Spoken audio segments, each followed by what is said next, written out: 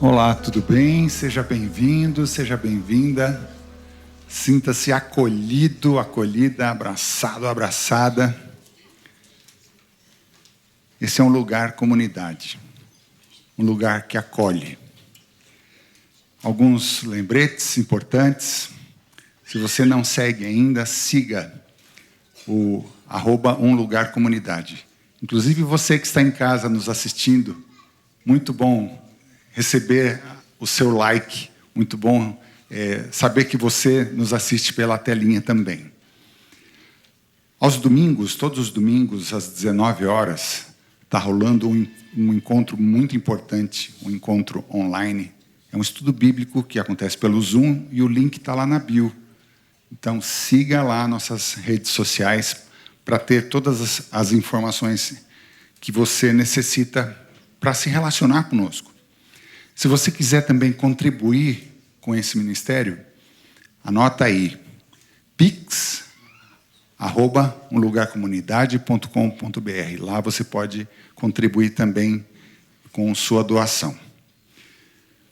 Hoje a mensagem será compartilhada pela pastora Keldan e fala sobre os cristãos como, alguns deles, como os novos cambistas. Sabe quando você está na fila para comprar um ingresso e alguém chega e fala, encosta em você e fala assim, é 3 vezes o preço. Dá uma raiva, né? Mas tem gente que pode pagar e fura a fila. Saudade da época do Evangelho Raiz, com que Paulo se referia à loucura. Falava que esse tipo de evangelho era loucura. Esse evangelho foi adaptado, foi domesticado, foi suavizado. Agora é o evangelho do joelho macio, em que você pode se satisfazer, né? Encaixa Jesus na sua caixinha, como se fosse um buffet. Você se serve dos itens que te agradam. Claro que todo homem é corruptível, e as instituições e líderes religiosos também podem ser. Hoje, o Jesus incorruptível, o Jesus do amor na prática, vai ser apresentado pela pastora Keldan. Curva sua fronte, feche seus olhos e ore comigo. Bondoso Deus, a gente te agradece pela oportunidade que tem de prestar culto, de se relacionar com os nossos irmãos queridos, e aprender um pouco mais do teu amor. Que o Espírito Santo seja com nossa mente, com nosso coração, e que a gente esteja aberto para a compreensão desse tema, e que a gente possa aprender e, acima de tudo, compartilhar esses ensinamentos e desse amor também. Dá-nos um sábado abençoado ao teu lado, em nome de Jesus, amém.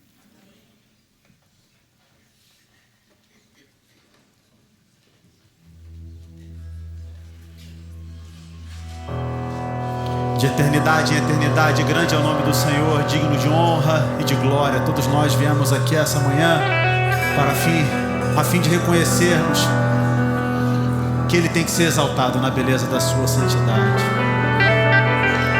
Exaltemos todos juntos ao nome do Senhor. Vamos louvar o nome do Senhor, o nome daquele que tudo fez, que nos deu o dom da vida, que nos deu a oportunidade, inclusive de sermos usados por Ele para a glória dEle.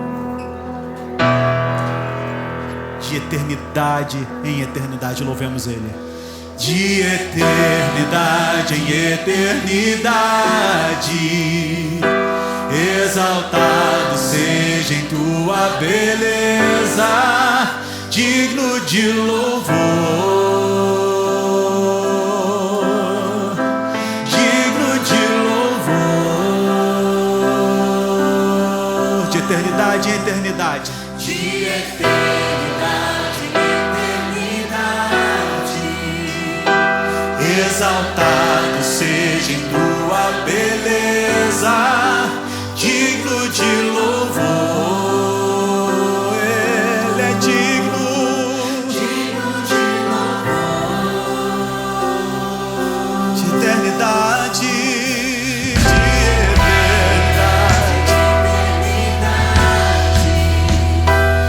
exaltado seja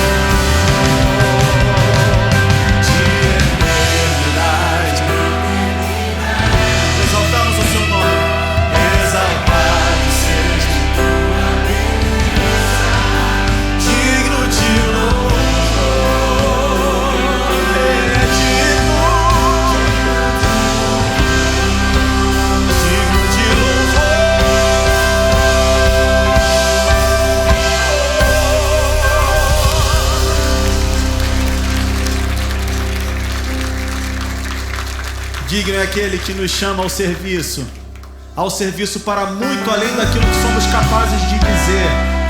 Porque é importante dizer, as palavras são importantes, mas tão importante ou mais importante ainda que as palavras é aquilo que a gente faz, é a nossa ação. Esse é o nosso ministério.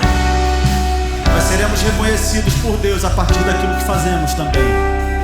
Então que possamos servir a Ele e honrar o nome dEle para além daquilo que dizemos, com os nossos atos.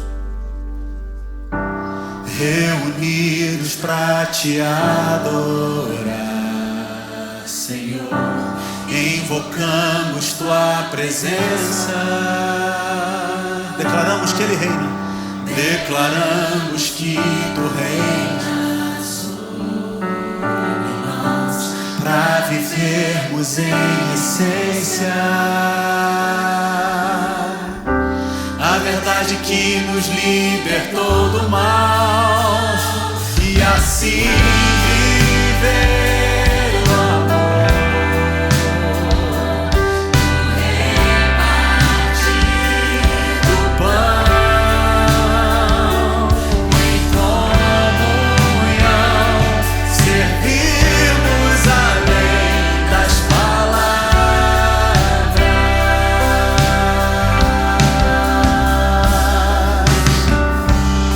Entendemos que viver o reino é se enxergar no outro, pois doando e recebendo com paixão, viveremos plenamente tudo aquilo que Jesus nos ensinou, e assim viver o amor,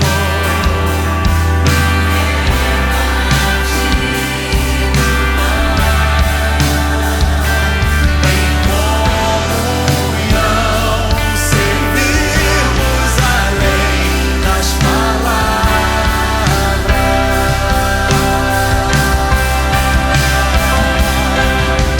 Basta olhar para o lado e ver alguém precisa de você. Deus escolheu ser amado no outro. Levante agora pra servir. E assim, o amor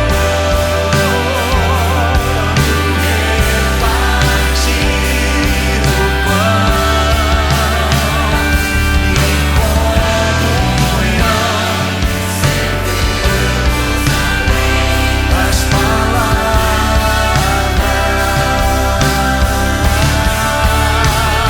e assim viver o amor, repartir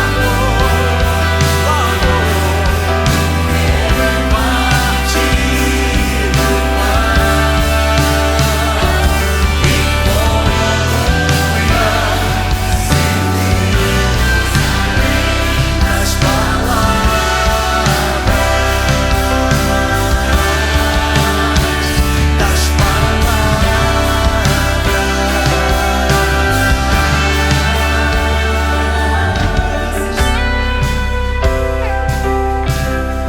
das Que o Eterno nos ensine a vivermos para além daquilo que somos capazes de dizer. Que a nossa vida, que a nossa prática de vida seja uma ação constante, contínua na direção da justiça do reino de Deus. E ainda seguimos acreditando que faz sentido viver assim. Porque uma vida de fé é aquela que está depositada para além daquilo que nós somos capazes de ver, de ouvir. E às vezes, muitas vezes diante do sofrimento, da dor e da angústia, a gente é capaz de sentir que Deus falou ao coração, que consolou. Que essa seja a minha e a sua prática de vida. Enxergar o que eu não posso ver,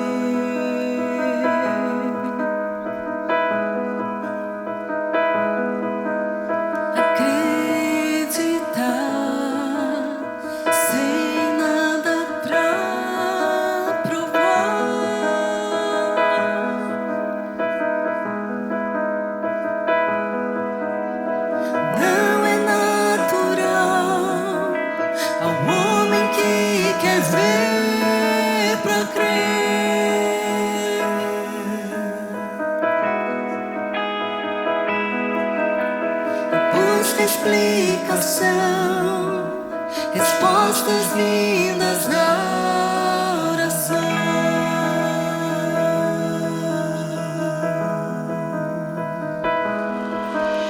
Não posso ver, não posso ouvir, mas eu sinto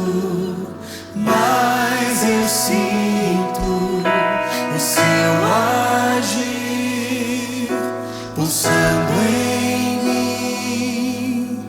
Faz sentido, faz sentido.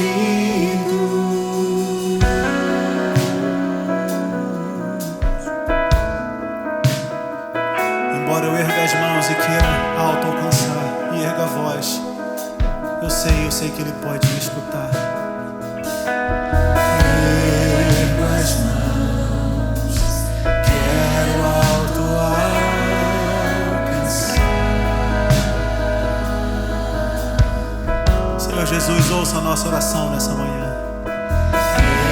Ergo a voz, Ele pode me escutar.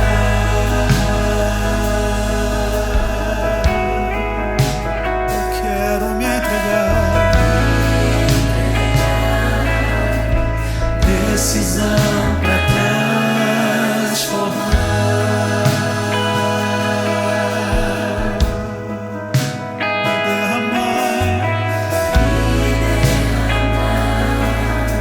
abrir a alma e aceitar.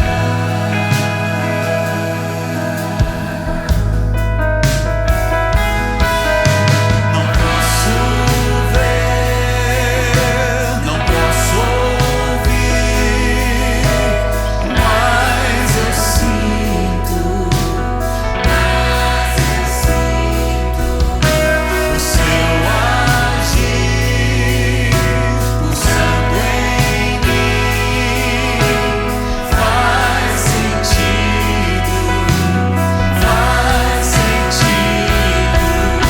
Não posso ver, não posso ouvir, mas eu sinto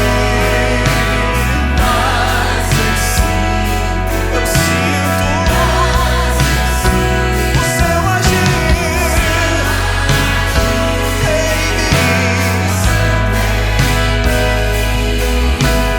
faz sentido, faz sentido.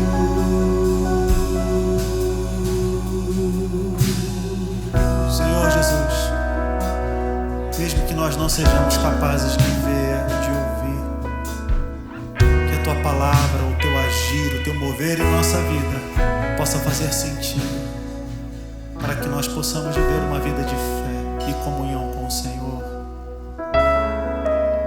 Eu não posso ouvir, eu não posso ouvir, mas eu sinto.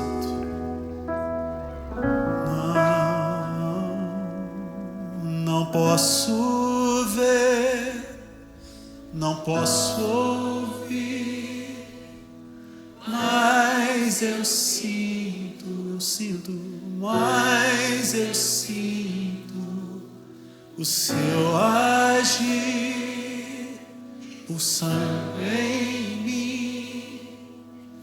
Faz sentido, faz sentido. Faz sentido. Nosso eterno Deus, muito obrigado, Senhor, pelos momentos que a gente consegue sentir a Tua presença.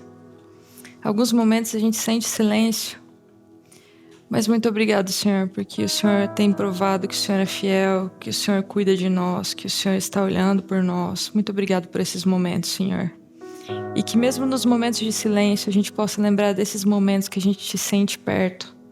Que o Senhor nos use mais uma vez, que o Senhor derrame sobre nós o Teu Santo Espírito, que a gente possa ouvir qual é a Tua boa palavra, Senhor, para a nossa vida. Em nome de Jesus. Amém.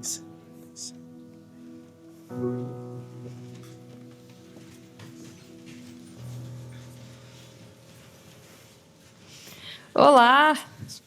Muito bom dia para você que veio aqui para passar o sábado com a gente em comunidade. E também um ótimo sábado para você que faz parte da nossa comunidade virtual. É muito bom ter você aqui com a gente. Hoje a gente chegou aí no último episódio da série O que não te falaram sobre o cristianismo. Durante essa série a gente conversou aí sobre os pecados coletivos que nós cometemos durante a nossa história. Geralmente a gente escuta nos sermões somente sobre os pecados individuais. É muito difícil você, por exemplo, ouvir um sermão sobre racismo, por exemplo. Só que a Bíblia apresenta não somente a face do individual, mas a face do coletivo. Nós somos responsáveis não apenas pelo individual, mas pelo coletivo. Como cristãos, muitas vezes a gente se apresenta como o herói ensanguentado ou como a vítima inocente. Nós não somos isso. Nós somos parte do problema. Hoje a gente vai conversar sobre o aspecto institucional do cristianismo. E para isso a gente precisa ver como que Jesus ele lidou com a instituição de seu tempo. A história de hoje está no Evangelho de Marcos, que é um evangelho curtinho. Marcos ele apresenta muito detalhadamente essa última semana, a semana da morte de Jesus. Ele vai narrar dia por dia. E durante o julgamento de Jesus, ele coloca de 6 em 6 horas. E na morte de Jesus, ele apresenta de 3 em 3 horas. Então, ele é bem cronológico. Se você é uma pessoa metódica, você vai gostar aí desse evangelho. E Marcos, ele apresenta também uma peculiaridade aí em como apresentar as histórias. Muitas vezes, eles usam um esquema sanduíche. Ele apresenta uma história. E ele não termina essa história, daí ele mostra uma história completa no meio, para só então terminar aquela história que ele começou lá no início. Isso faz com que essas duas histórias elas estejam ligadas, elas estejam interrelacionadas. Então a gente entende uma história à luz de outra história. E é isso que vai acontecer no capítulo 11 do Evangelho de Marcos. No verso 12, nós lemos assim: No dia seguinte, quando saíram de Betânia, Jesus teve fome. E vendo de longe uma figueira com folhas, foi ver se nela acharia alguma coisa. Aproximando-se dela, nada achou, a não ser folhas, porque não era tempo de figos. Então Jesus disse à figueira: Nunca mais alguém coma dos seus frutos. E os discípulos de Jesus ouviram isso. E aí ele não termina essa história. Ele vai começar outra história aqui. E foram para Jerusalém. Quando Jesus entrou no templo, começou a expulsar os que ali vendiam e compravam. Derrubou as mesas dos cambistas e as cadeiras dos que vendiam pombas, e não permitia que alguém atravessasse o templo carregando algum objeto. Também os ensinava e dizia: Não é isso que está escrito? A minha casa será chamada casa de oração para todas as nações? Mas vocês fizeram dela um covil de salteadores. E os principais sacerdotes e escribas ouviram isso e procuravam uma maneira de matar Jesus, pois o temiam, porque toda a multidão se maravilhava de sua doutrina. Em vindo à tarde, Jesus e os discípulos saíram da cidade. E agora ele vai voltar para aquela primeira história da figueira. E passando eles pela manhã, viram que a figueira estava seca desde a raiz. Então Pedro, lembrando-se, falou: Mestre, eis que a figueira que o Senhor amaldiçoou ficou seca. Ao que Jesus lhe disse: Tenham fé em Deus, porque em verdade lhes digo que, se alguém disser a este monte, levante-se e jogue-se no mar, e não duvidar no seu coração, mas crer que se fará o que se diz, assim será com ele. Por isso eu digo a vocês que tudo o que pedirem em oração, creiam que já o receberam, e assim será com vocês. E quando estiverem orando, se tiverem alguma coisa contra alguém, perdoem, para que o Pai de vocês, que está nos céus, perdoe as ofensas de vocês. Mas se vocês não perdoarem, também o Pai de vocês, que está nos céus, não perdoará as ofensas de vocês.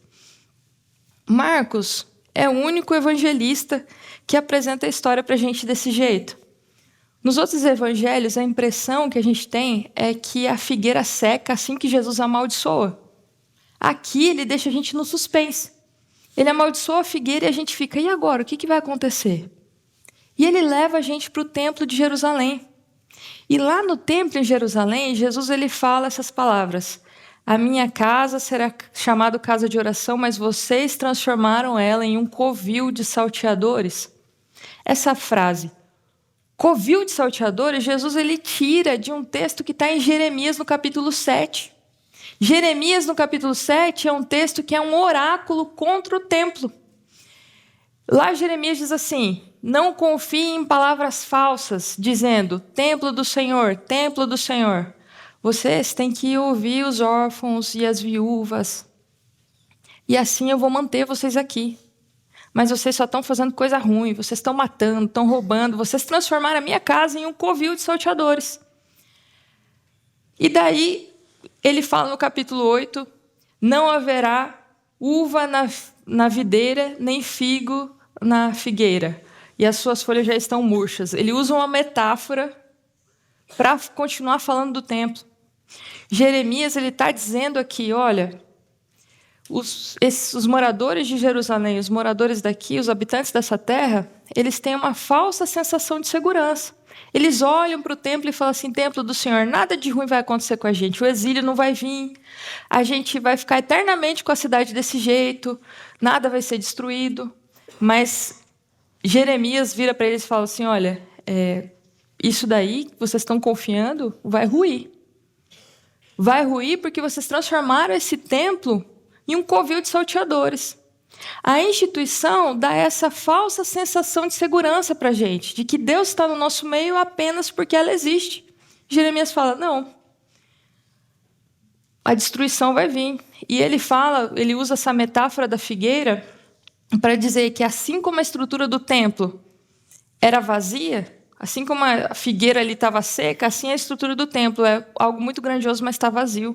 E Jesus vai usar essas mesmas imagens lá no Evangelho de Marcos. Conta que Jesus, esse é o único evangelho, inclusive, que diz que Jesus ele não permitia que ninguém transportasse algum objeto e atravessasse o templo com aquele objeto. Em algumas traduções, não permitia que se carregassem vasos. Jesus ele para a liturgia, ele para o serviço do templo. Detalhe, eles pegaram o pátio dos gentios. No verso que a gente viu, a minha casa será chamada casa de oração para todos os povos. Eles pegaram o pátio dos gentios e transformaram numa feira. Jesus vai lá e expulsa, vira as mesas dos cambistas, lá dos vendedores, expulsa todo mundo e Jesus ele não permite que nenhum objeto sagrado circulasse. Então, não é uma questão de Jesus ter purificado o templo. Se Jesus tivesse purificado o templo, ele estaria legitimando o que estaria acontecendo ali no templo, mas ele não faz isso. Ele não tira o que está de errado e restabelece algo para que fique bom, para que o serviço continue. Ele simplesmente não permite que nada aconteça naquele dia durante o templo. Ele acaba com todos os rituais ali.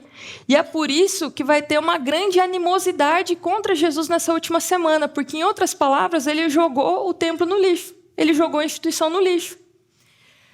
E essa animosidade vai aumentar porque Jesus ele resolveu mexer com o pessoal que era poderoso lá. Os saduceus era a elite rica e política do templo de Jerusalém, não os fariseus. Então Jesus ele mexe com essas pessoas. Essas pessoas aí elas vão olhar para Jesus e vai dizer assim, olha, esse cara foi longe demais, vai ter que morrer. E aí eles entram no plano para matar Jesus. A história da figueira ela vai ser elucidada a partir desse episódio de Jesus no templo. Jesus ele fala assim, olha, tenham fé em Deus. Não é na instituição. É em Deus que vocês têm que ter fé. E ele diz assim, a fé pode fazer com que esse monte saia daqui e se atire no mar. De qual monte que Jesus estava falando aqui? Eles estavam em Betânia indo para Jerusalém. O monte, o frame, o horizonte que eles estavam vendo é o monte do templo. Então, quando Jesus fala assim, olha, não adianta vocês ficarem delegando para o templo de Jerusalém a função de conectar vocês com Deus. Jesus ele fala da fé, ele fala do poder da oração, ele traz tudo isso para o âmbito mais próximo, para o âmbito deles. Ele fala assim, olha, agora é vocês e Deus, é você orando uns pelos outros. E quando vocês estiverem orando, ele diz assim, se vocês lembrarem de que vocês têm alguma coisa contra alguém, perdoem.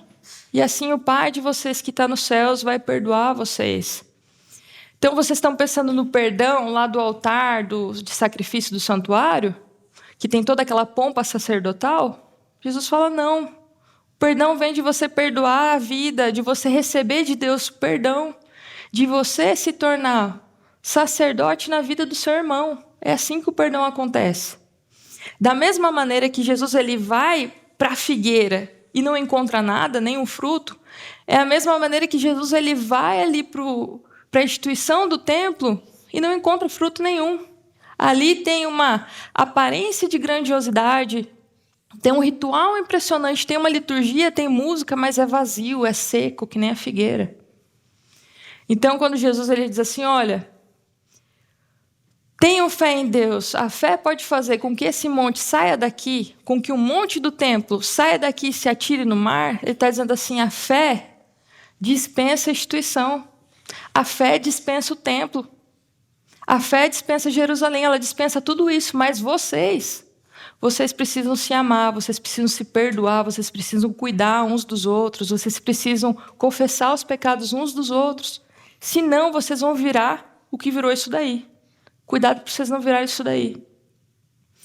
Brian McLaren ele vai fazer uma comparação do Império Romano com o Reino de Deus. E ele vai dizer assim, o Império Romano é caracterizado pela dominação.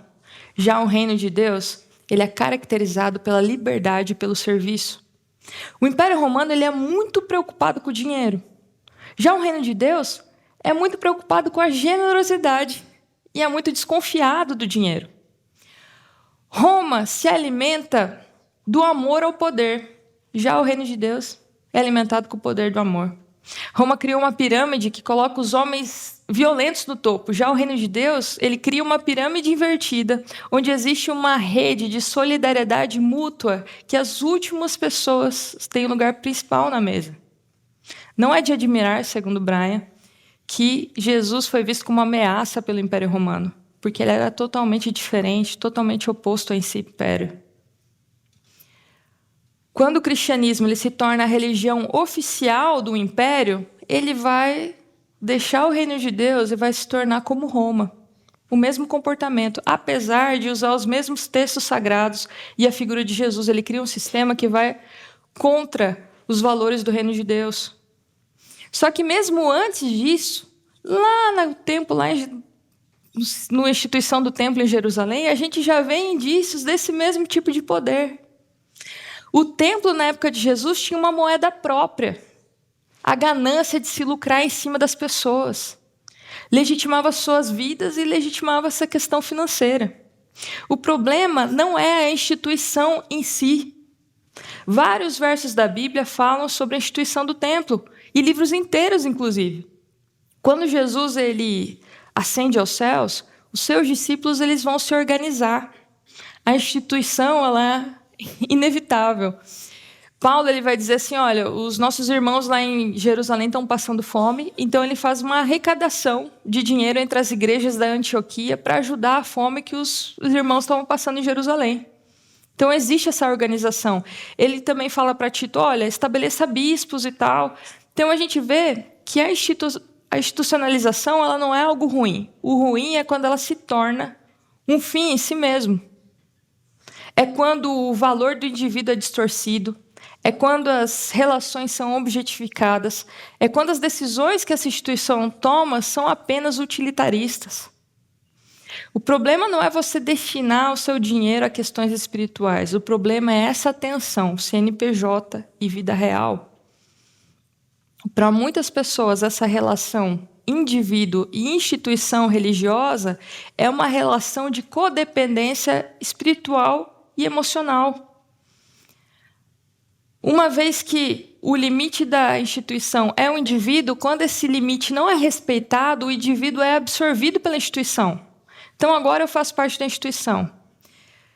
E cria em mim esse falso senso de segurança espiritual. Então agora eu não preciso mais me preocupar com todo o cuidado com o outro. Não preciso mais me preocupar com o desenvolvimento meu, com maturidade minha. Porque eu não preciso mais me preocupar em ler os fatos. Eu já tenho quem faça essa leitura da realidade por mim. É aquela famosa frase, né? O que a igreja pensa sobre tal coisa? Eu não preciso mais pensar, porque a igreja ela já lê, ela já interpreta por mim. E o que é essa igreja? Ela é tudo menos eu. Ela pode influenciar o jeito que eu vivo, como eu realizo, a maneira que eu enxergo o mundo, porque eu transfiro para ela essa responsabilidade de ser a minha consciência.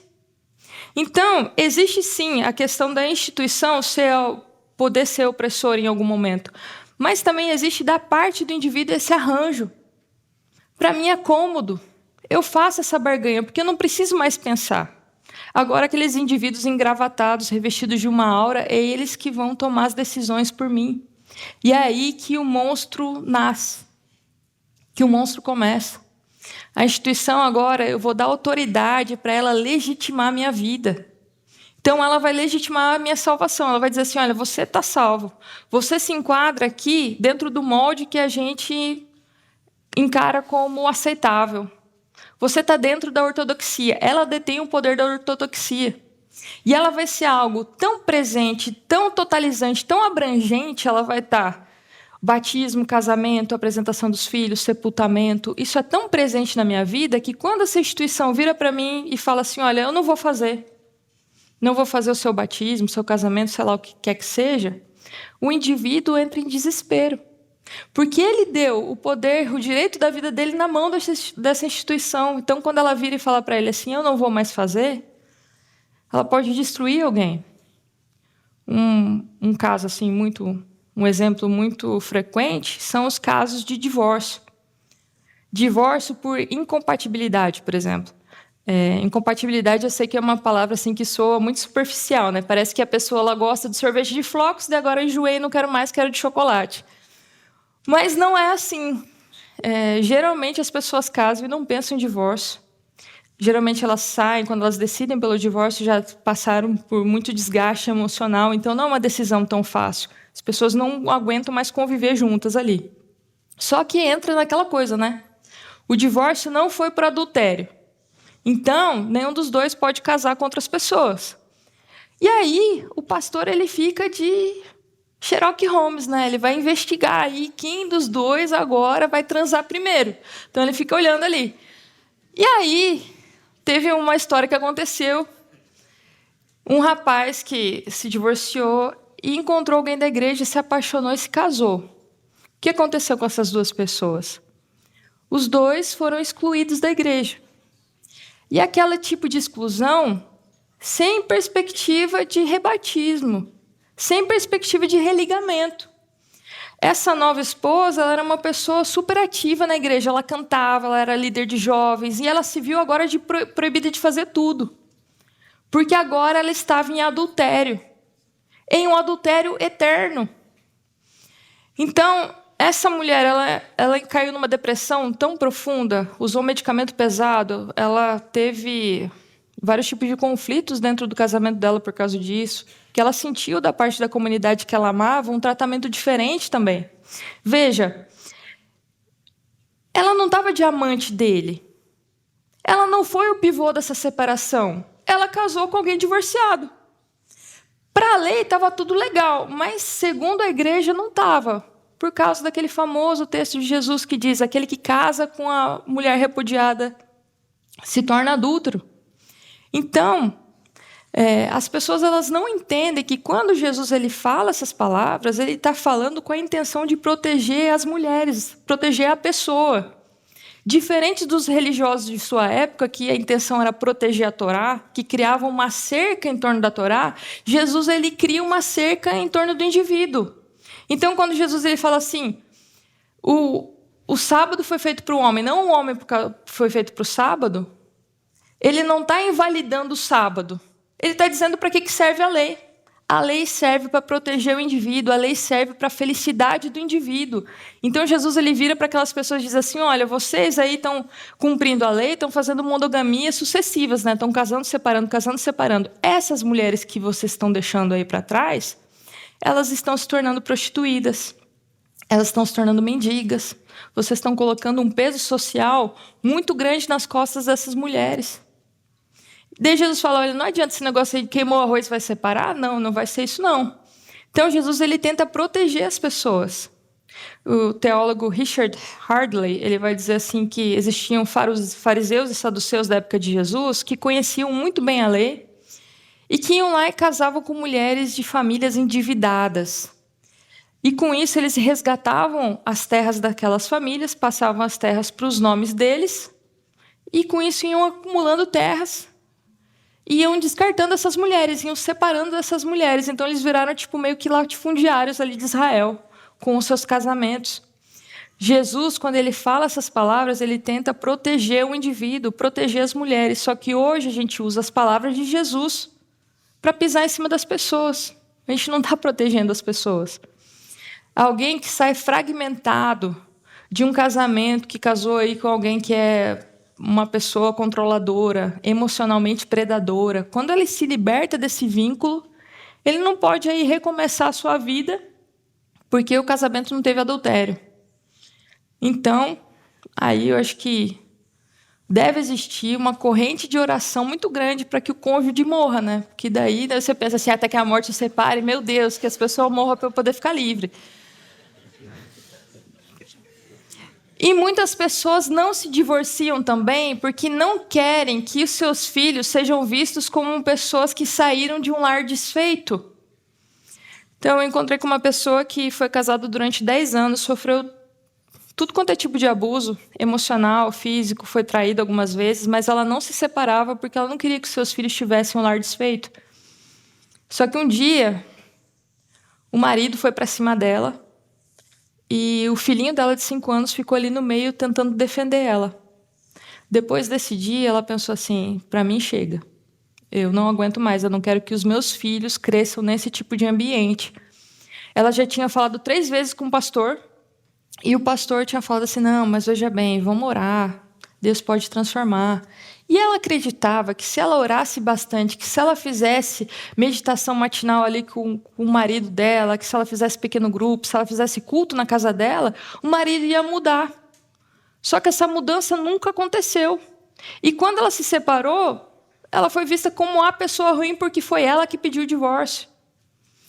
Quando a gente fala em valorizar as famílias dentro da igreja, a gente deveria de lembrar não só da família pai, mãe e filhinhos, a família do comercial de margarina, né? Mas a gente deveria de lembrar também das mães solteiras, da pessoa divorciada. A gente não está no jardim do Éden.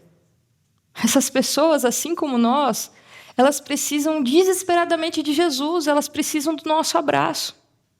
E é aí que a gente vê o poder que a instituição tem. A gente deu o poder para ela, deu autoridade para ela legitimar a nossa vida. E quando ela vira para você e fala assim, eu não vou fazer, eu não vou legitimar a sua vida. E aí? Você vive sem a minha bênção? Você vive sem a minha permissão? E quanto mais eu vou crescendo dentro dessa instituição, mais poder eu vou ganhando. Eu vou me divinizando, eu vou virando Lúcifer. Porque agora a minha voz, eu vou poder dizer o que um pastor deve fazer, para onde ele deve ir, e a minha decisão não pode ser contestada. No intuito de ser Deus, é aí que a instituição vira o diabo.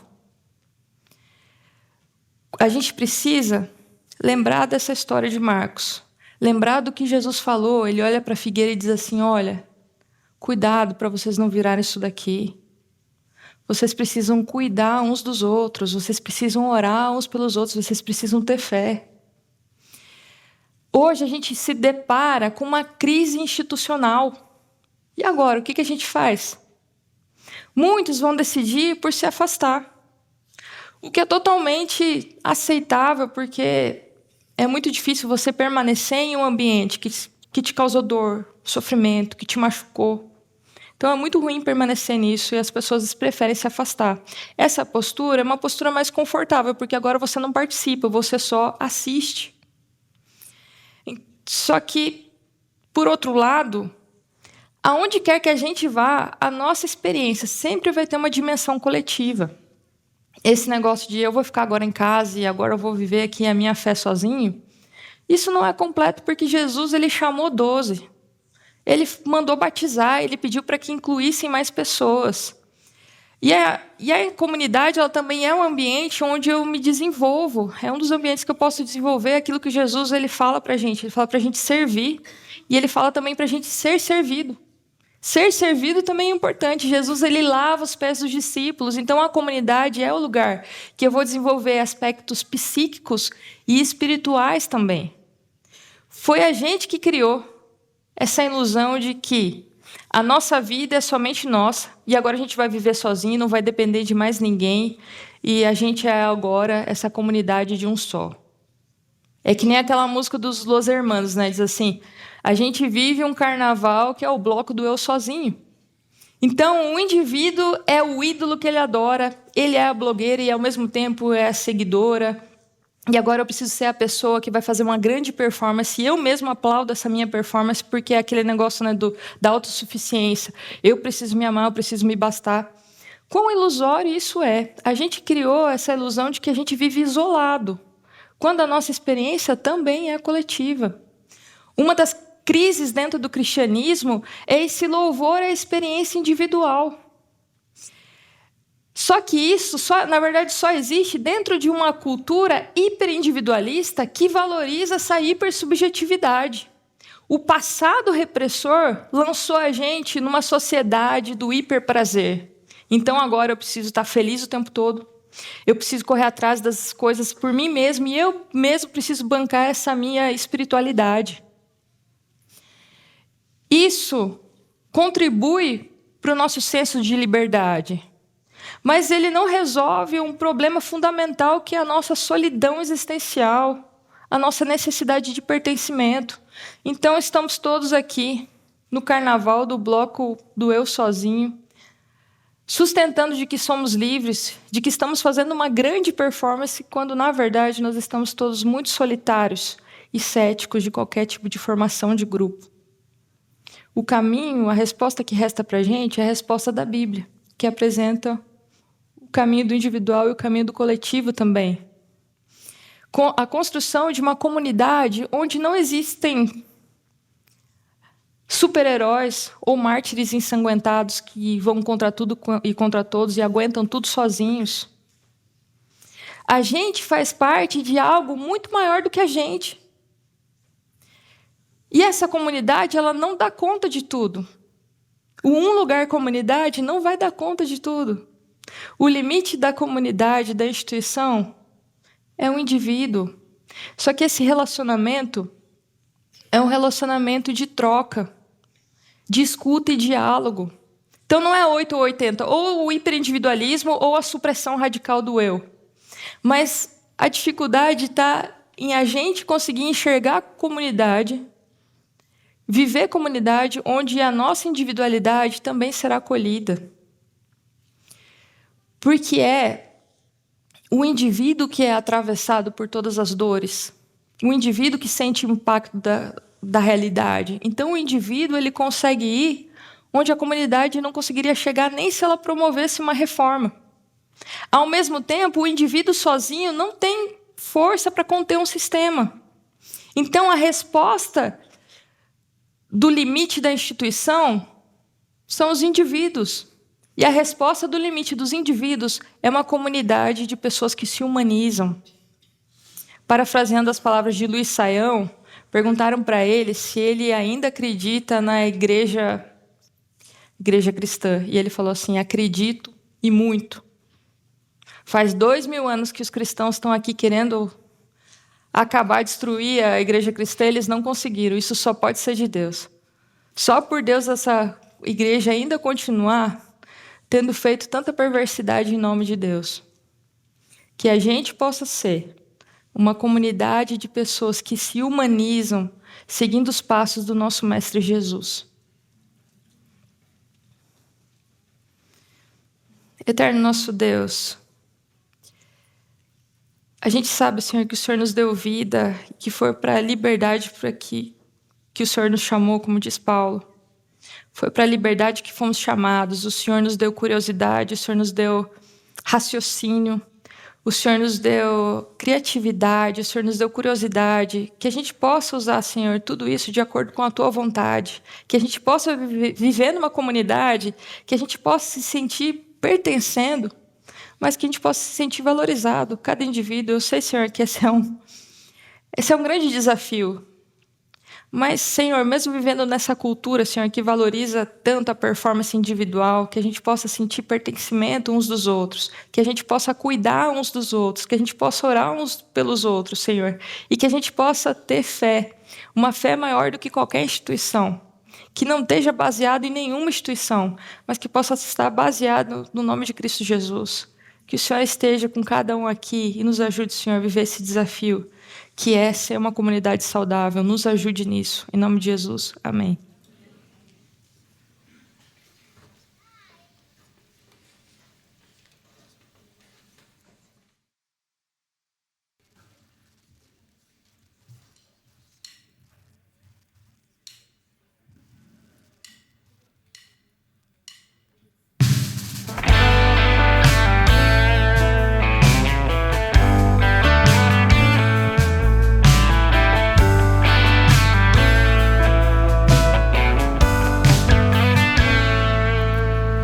Vaidade no cumprimento da saia, no cumprimento da lei. Vaidade exigindo prosperidade por ser o filho do rei. Vaidade se achando a igreja da história. Vaidade pentecostal. Vivendo, correndo atrás do vento. Tudo é vaidade.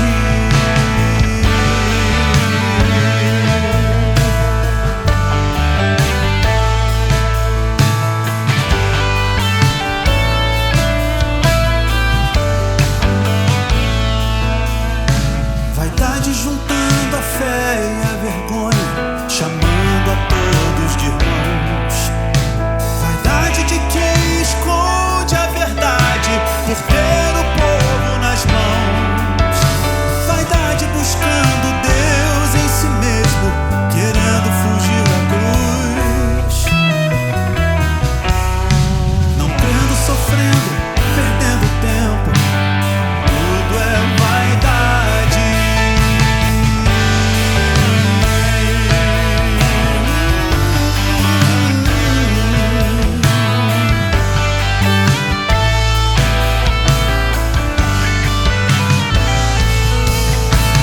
Falsos chamados apostolados do lado oposto da fé.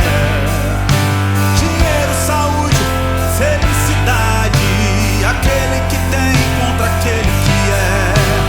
Rádios, TVs, auditórios lotados, ouvindo o evangelho da marcha ré.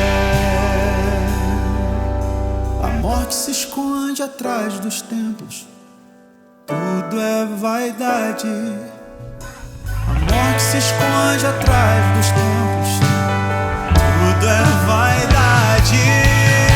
A morte se esconde atrás dos templos. Tudo é vaidade. A morte se esconde atrás dos templos. Tudo é vaidade.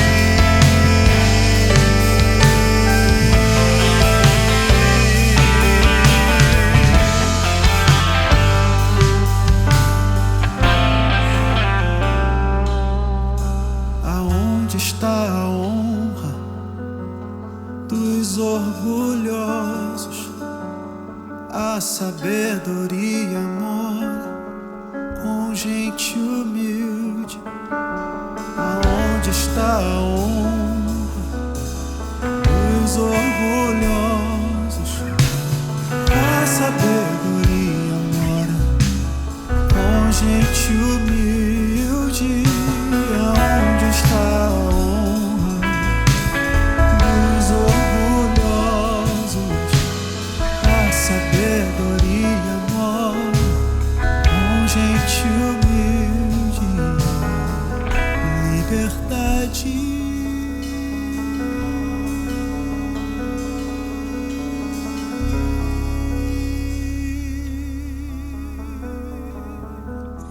Que o Senhor te abençoe e te guarde. Que o Senhor faça brilhar o rosto sobre ti e tenha misericórdia de ti. Que o Senhor sobre ti levante o seu rosto e te dê a paz. Amém. Até semana que vem.